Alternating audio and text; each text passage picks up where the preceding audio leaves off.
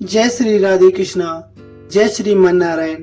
प्रिय श्रोताओं, आप सभी को एकादशी व्रत पारण की समस्त जानकारी हम इस वीडियो में आपको बताने जा रहे हैं। तो आपसे अनुरोध है, संपूर्ण वीडियो को ही देखें और समस्त जानकारी प्राप्त करें।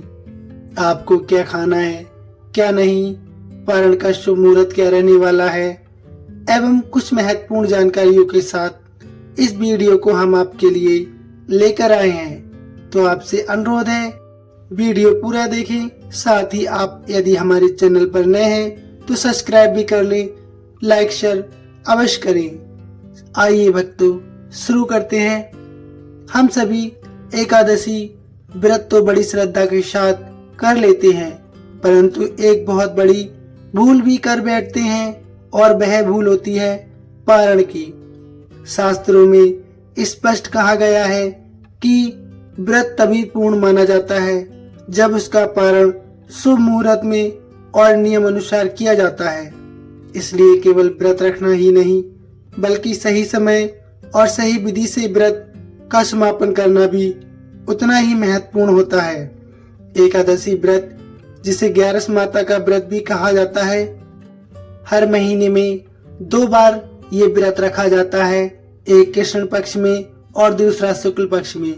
और भादो महीने के कृष्ण पक्ष की अजय एकादशी के बाद द्वादशी में पारण कब करना है, इसके बारे में हम आपको बताने वाले हैं।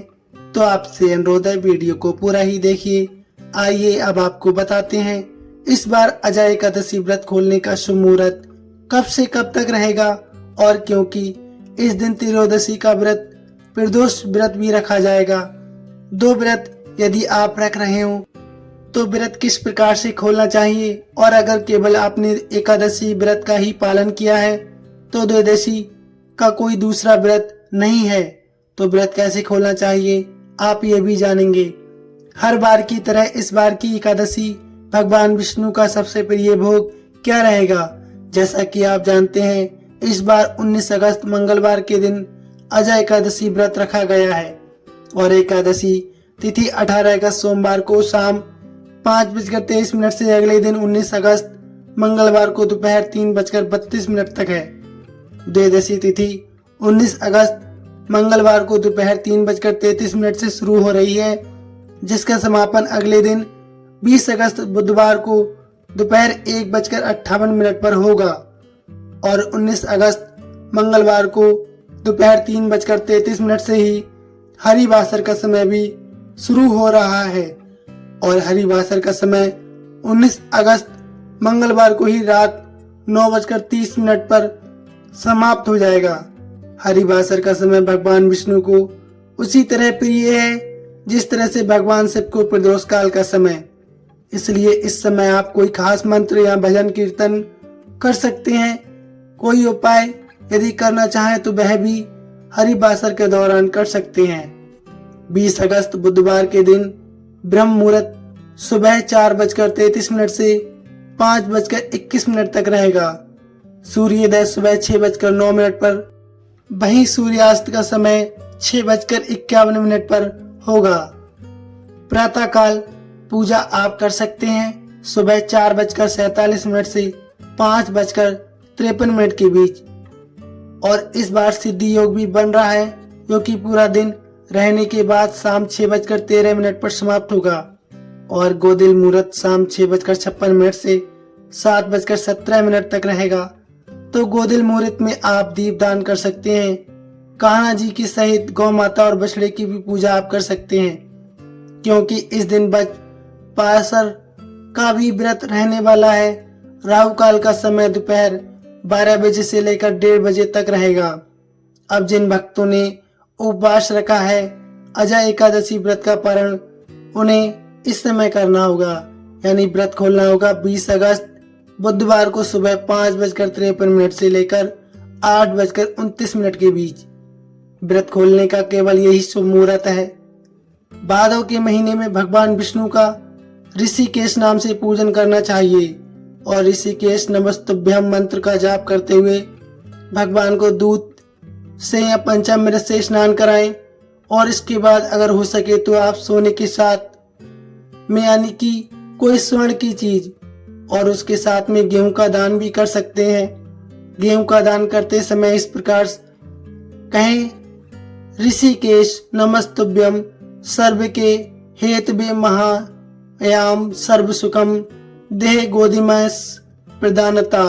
अर्थात हे भगवान ऋषिकेश, आप सृष्टि के आदि कारण हैं और आपको मेरा कोटि कोटि नमस्कार है।